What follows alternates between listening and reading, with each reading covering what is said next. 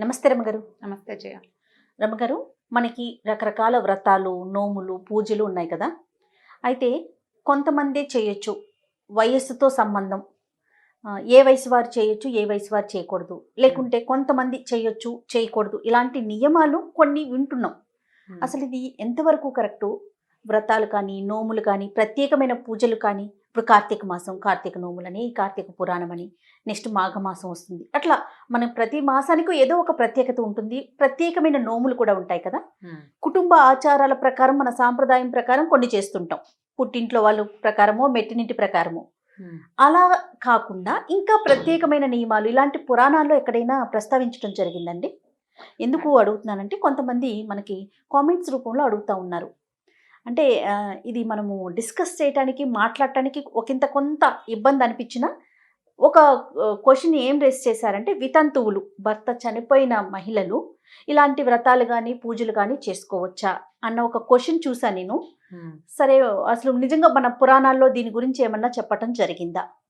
పురాణాల్లో అంటే కార్తీక పురాణంలో ఒక అమ్మాయి భర్త తండ్రి చనిపోతే ఆ అమ్మాయి కార్తీక వ్రతం చేసుకుందని, కార్తీక స్నానం చేసిందని, ఏకాదశి వ్రతం చేసుకుందని, విష్ణు పూజ చేసుకుందని, తర్వాత ఆమె విష్ణు పూజ చేసిన తర్వాత కావేరి స్నానం, నదీ స్నానం చేస్తుండగానే మరణించి మరుసటి జన్మలో ఆవిడ సత్యభామగా మారిందని, సత్యభామ ఇది వచ్చిందని చెప్పబడింది. అంటే అందరూ చేసుకోవచ్చు అనే కదా జయార్త. అంతే కదా. అయితే ఏంటంటే మన ఆచార వ్యవహారాలు ఇది వరకట్లాగా ఇప్పుడు లేవు, చాలా మటుకు మారిపోయినాయి. పద్ధతులు మార్చేసుకున్నాం మనం. అంటే ఈ దేశకాలమాన పరిస్థితుల ప్రకారం పద్ధతులు మారిపోతాయి కదా. అయితే ఈ కార్తీక పురాణంలోనే ఒక చోట ఇలా వితంతువైన స్త్రీ చేతి భోజనం తినకూడదని ఒక వాక్యం ఉంది. ఇలాంటి వాక్యాలు విన్నప్పుడు ఏదో నేను క్యాజువల్గా చదివేశాను, కానీ విన్నవాళ్ళు కొంచెం కష్టపెట్టుకుంటారు. మనకు కూడా కష్టంగానే ఉంటుంది. అవును, అసలు దీని గురించి మాట్లాడాలి అంటేనే మనం ఇంతకు ముందు చాలాసేపు మాట్లాడుకొని కొంచెం డెలికేట్గా అనిపిస్తుంది. కాకపోతే ఇది చేయకూడదని అలాంటివి లేవు. పూజ చేసుకోవచ్చు. భగవత్ పూజకి ఎటువంటి తప్పు లేదు. సాధారణంగా ఏంటంటే ఏదో పసుపు కుంకాలు ఇవ్వకూడదు, పక్కన భర్త లేడు కాబట్టి కొన్ని రకాల పూజలు, పీటల మీద కూర్చోటాలు వాటికి అవకాశం లేదు. కానీ భగవత్ పూజకి, ఏకాదశి వ్రతానికి కానీ, కార్తీక వ్రతం, మార్గశిర వ్రతం, మాఘ వ్రతం వేటికి తప్పులేదు. అవన్నీ జీవుడి కోసం చేసుకునేవి. భర్తలతోటి కలిసి చేయవలసిన ప్రత్యేకమైన విధులని వాటిని అవి చేయలేకపోతారు కానీ భగవత్ పూజా విధానానికి ఎటువంటి తప్పు లేదు. నాకు అనిపిస్తూ ఉంది, ఇప్పుడు పూర్వకాలంలో సతీ సహగమనం ఉండేది. భర్త చనిపోయిన వెంటనే భార్యను కూడా ఆ చితిలో వేసి కాదు జయ, ఇవేంటంటే స్వచ్ఛందంగా మొదలు పెట్టబడిందే సతి. భర్త మరణం, ఆ తర్వాత తమకు ఏదైనా అవమానం వస్తుందేమోనని, లేకపోతే భర్తలు లేకుండా ఇలాగా వితంతు రూపంతో ఉండటం ఇష్టపడని వాళ్ళు స్వచ్ఛందంగానే వెళ్ళేవారంటారా? సతీ సహగమనానికి వెళ్ళేవాళ్ళు. ఇవి రాజ్యాలలో రాణులు వాళ్ళు చేసినవి. మరి తర్వాత కాలంలో దాన్ని రూపుమాపాలనే ఉద్యమాలు కూడా ఎలా వచ్చాయి? ఎందుకు వచ్చినాయంటే ఇప్పుడు బలవంతంగా చేయటం వల్ల చిన్న చిన్న పిల్లల్ని ఇక వాళ్ళకి జీవితం లేదని వాళ్ళని చంపేయాలని ఇంటి వాళ్ళు, అత్తవారు ప్రయత్నించటం వల్ల సతీ సహగమనం అనేది స్వచ్ఛందమైనది. సహగమనం స్వచ్ఛందమైంది. స్వచ్ఛందంగా కాకుండా వీళ్ళు బతకాలని కోరుకుంటారు, వెనకాల పిల్లలు ఉంటారు, చంటి వెంటి పిల్లలు, కుటుంబం, లేదా వాళ్ళకే జీవితేచ్ఛ, ఇవన్నీ ఉన్నప్పుడు బలవంతంగా మా ఇంట్లో సతీ సహగమనం నువ్వు రావాల్సిందేనని బలవంతం చేయటం వల్ల మాన్పించారు బలవంతంగా. అంటే ఆ రోజుల్లో అలాంటి నియమాలు ఉండటం వల్ల, లేకపోతే బలవంతంగా ఉండటం వల్ల ఈ పూజలు ఇలాంటి వాటికి కూడా కొన్ని నియమాలు పెట్టడం జరిగిందేమో అనిపిస్తా ఉంది. అంటే కొన్ని నియమం, అసలు భగవత్ పూజ చేయకూడదన్న మాట ఎప్పుడూ లేదు. ఎవరైనా అర్హులే, ఎప్పుడూ లేదు. ఇప్పుడు కుంతీదేవిని తీసుకుందాం. మహాభారతం నాటి కుంతీదేవి కదా, ఆవిడ కృష్ణ పూజ, విష్ణు పూజ చేసుకునేది అనేది మనకు తెలుసు కదా. అవును. మరి పిల్లలు ఇంతంత ఉండగానే పాండురాజు మరణించాడు కదమ్మా. ఆవిడ పూజ తపస్సు ఉన్నాయి. ఆవిడ ఎక్కడ కూర్చొని ప్రార్థించినా కృష్ణుడు పలికి వచ్చేవాడు ఆవిడని చూడడానికి. ఎలాగా? పూజ లేకుండానే వచ్చాడా? లేదు కదా. అపారమైన భక్తి భావం కలిగిన భక్తి ఉంది మరి ఆవిడకి పనికొచ్చింది, ఇతరులకు ఎందుకు పనికిరాదు? ఎవరికైనా పనికొస్తుంది. ఇంకా నేను మీకు చెప్తాను వినండి. లక్షవత్తుల నోములు ఉంటాయి. లక్షవత్తుల నోము భర్త గతించిన తర్వాత కూడా, పెద్దవారయ్యాక కూడా చాలా ఇళ్లలో బామ్మగారులు వాళ్ళే ఒత్తులు చేసుకుని లెక్కబెట్టి కట్టలు కట్టి బొట్టుపెట్లు వాటిల్లో దాచిపెట్టుకుని ఆ మొత్తం 1,00,000 అయ్యాక కొడుకు కోడలు కూర్చొని చేయవలసిన యజ్ఞహోమాదులన్నీ కొడుకు కోడలు చేస్తారు. ఈవిడతోటి లక్షవత్తులు నోము చేసుకుంటారు. ఇప్పటికీ కూడా మా బంధువుల్లో కూడా జరిగింది అట్లా.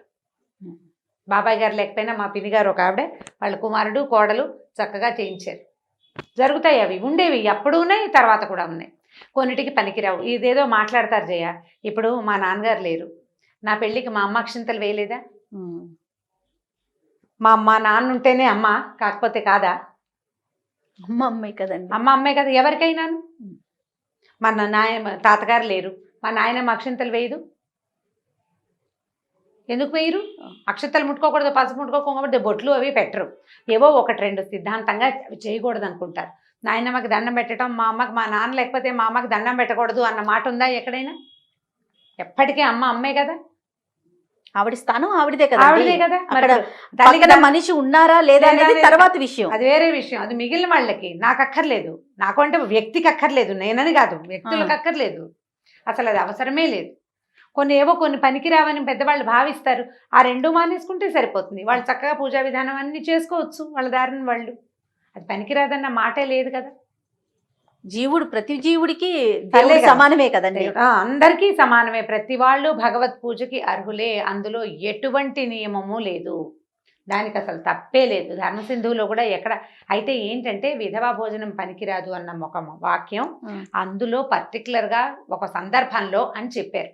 అది కూడా ఏమిటి, తల్లి అయితేనో లేకపోతే మేనత్త అయితేనో పనికిరాదని ఏం అనలేదు. పనిమాల వెళ్ళి ఎక్కడైనా తినద్దన్నారు.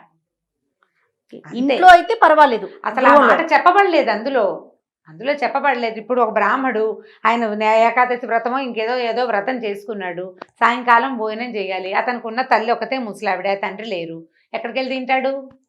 అమ్మ చేతి అన్నం కంటే గొప్పదుందా లోకంలో? అమృతం కదా. మరి ఇప్పుడు అమ్మ సధవా విధవా అన్న మాట వస్తుందా? అయితే రమగారు, మనకి తెలిసిన మన సాంప్రదాయం ప్రకారం హిందూ ధర్మంలో ఒక నెలసరి వచ్చిన ఒక 5 రోజుల లేకుంటే 6 రోజుల ఆ పర్టికులర్ డేస్ వరకు మాత్రమే మనము ఆ భగవంతుని సేవకి దూరంగా ఉంటాం. అంతే కదండి. అంతే. మిగిలిన వాళ్ళు ఎవరు పూజ చేసుకోకూడదు, గుళ్ళోకి వెళ్ళకూడదు, దీపారాధన చేయకూడదు, కార్తీక సమారాధనలు చేయకూడదు, అలాంటిది ఏమీ లేదు.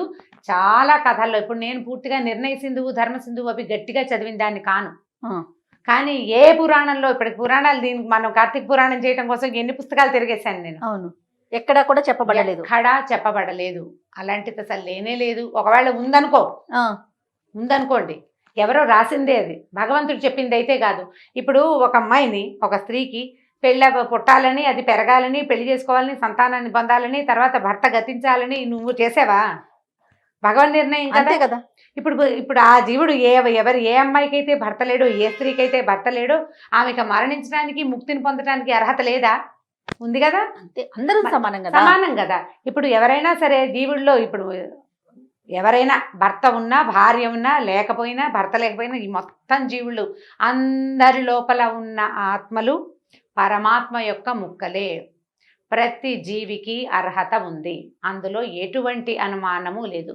పిపీలికాది బ్రహ్మాండ పర్యంతము భగవంతుని యొక్క లీలా విశేషమే, అందులో తేడా లేదు.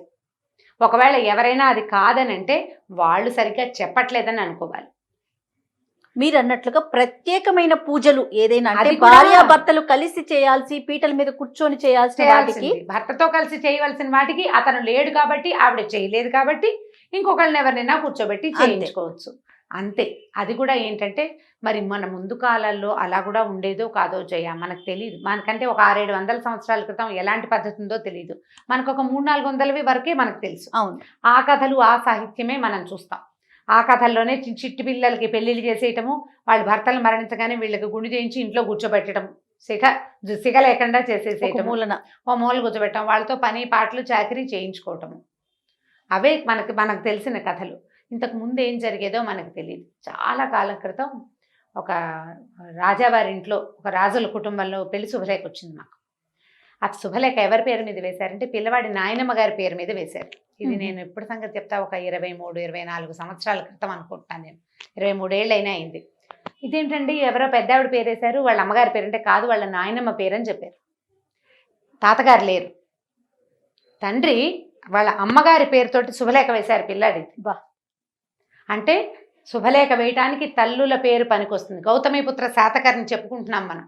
ఆయన ఫలానా రాజుగారి కొడుకునని చెప్పాల, గౌతమి కుమారుణ్ణని చెప్పాడు ఆయన. ఆ తర్వాత వాసిష్ఠీపుత్ర పులోమావిని కూడా చూసాం కదా మనం. తల్లులకి పట్టం కట్టిన ప్రపంచం మన దగ్గర కూడా ఉంది. ఆ పద్ధతులు ఉన్నాయి మనకి.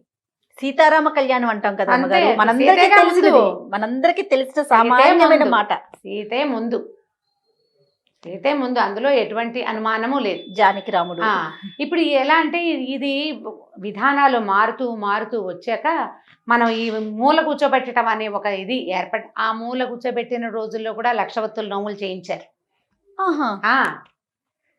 కేశములు లేని రోజుల్లో కూడా ఆవిడ తాలూకు ఆవిడ సంతానం కూడా కలగకుండానే భర్త గతించాడు అనుకో, వాళ్ళకు కూడా అన్నదమ్ములు కూర్చుని లక్షవతులు, అమ్మాయికి ఏదో ఆస్తి స్వాస్తి ఉన్నాయి, అన్న దగ్గర తమ్ముడి దగ్గర మేనల్లుడి దగ్గర ఉండేది, వాళ్ళ పేట్ల మీద కూర్చుని భార్య భర్త ఈ మొత్తం నోమంతా చేయించి ఆ వ్రత ఫలితం ఆవిడికి దక్కేలాగానే చేసేవారు, భర్త పేరుతో సహా చెప్పించి.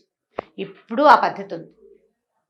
కాబట్టి వ్రతాలకి వీటికి ఎలాంటి సంశయం లేదంట. మనకేంటంటే అనుమానం ఏంటంటే, మనకి బొట్టు పెట్టుకోరు కాబట్టి బొట్టు ఎవరికి పెట్టకూడదని, సాధారణంగా కుంకుమ అది ఇచ్చేటప్పుడు ఏం చేస్తాం, కుంకుమ మనం పెట్టుకుని ఎదుటి వాళ్ళకి పెడుతుంటాం, లేదా ఒకళ్ళ పెట్టగానే వాళ్ళు ఎత్తి మన మొహాన్ని పెడుతుంటారు.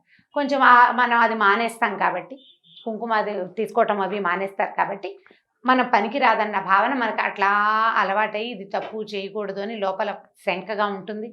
ఇతరులు శంకిస్తారు, ఏదో అయిపోతుందని భావిస్తారు, నలుగురు మాట్లాడేసరికి వీళ్ళకు కూడా భయం ఇస్తుంది. కాబట్టి కొన్ని పనులు చేయకపోయినా పర్వాలేదు, కానీ భగవత్ సేవకి ఇప్పుడు పూజలు వ్రతాలు ఇవన్నీ నలుగురు కోసం చేసుకునేవి. వాళ్ళని వెళ్ళి పిలిచి ఎవరికైనా ఇవ్వాలి.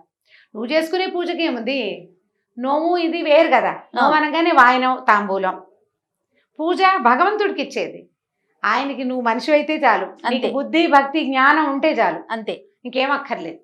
సద్బుద్ధి అదే కావాలి. ఈ శంకలు ఏమీ పెట్టుకోవద్దమ్మా, వీటి మీద అనుమానాలు లేదు. మా వదినలే, మా అన్నయ్య లేరు, మా వదినకి దండం పెట్టచ్చా లాంటివి అడగండి, అది మంచి మాట కాదు. మన హితం కోరేవాళ్ళు ఒకరైనా ఇద్దరైనా, మన హితోభిలాషులు అంటే మనకు శ్రేయోభిలాషులు, మన హితం కోరేవాళ్ళు, మన రక్త సంబంధికులు, మన వాళ్ళు స్నేహితులు, మన చుట్టుపక్కల చిన్నతనం నుంచి మనతో కలిసి ఉన్న వాళ్ళు ఏ కాకులైనా వాళ్ళని చిన్నబుచ్చద్దు, మీరు చిన్నబుచ్చుకోవద్దు. చక్కగా దండం పెట్టి అక్షింతలు వేయించుకోవచ్చు, ఏ తప్పు లేదు, దాంట్లో తప్పు లేదు. వాళ్ళు పూజ చేసుకుంటుంటే వాళ్ళ పూజకు సహాయం చేస్తే ఇంకా కొంచెం మంచిది కూడా. దాని మీద అసలు టెన్షన్ అక్కర్లా, మనం ఎంతసేపు మాట్లాడక్కర్లేదు. రైట్. ఓకే రమ్మగారు, నమస్తే. ఈ వీడియో కనుక మీకు నచ్చినట్లయితే లైక్ చేయండి, షేర్ చేయండి. మరిన్ని వీడియోస్ కోసం మా ఛానల్ని సబ్స్క్రైబ్ చేసుకోండి.